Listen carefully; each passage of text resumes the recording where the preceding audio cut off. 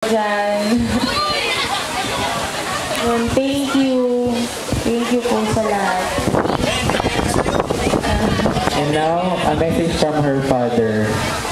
Hi!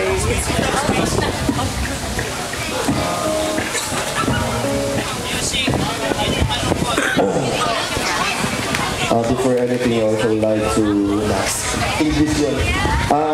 Ibiyak sa aking anak, nagpapasalamat ako sa mga aking mahal na ina, ang aking daddy, si Piping Villamor. Para kay Shar, sa kapatid niya, kay Janice, kay Jeff, sa mga kaibigan niya, Boyfriend. sa mga tumulong sa akin, kay Jeda, kay JL na ang hirap sumagot sa telepono. Tapos kay... Actually, may story ito. Magkaaway kami dalawa ni Janice, ni Jelly siya. Magkaaway kami kasi pasaway. Ganyan. Tapos, yung mami niya, ayaw talagang bigyan siya ng ganitong occasion,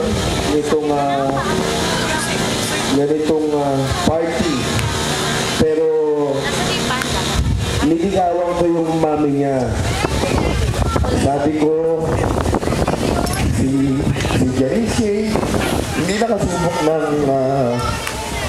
bibu. Dahil nagkaroon kagad ng pamangkin si Shire. Sabi ko sa kanya, si Jedi Sir na yung huling magtitibo sa anak natin.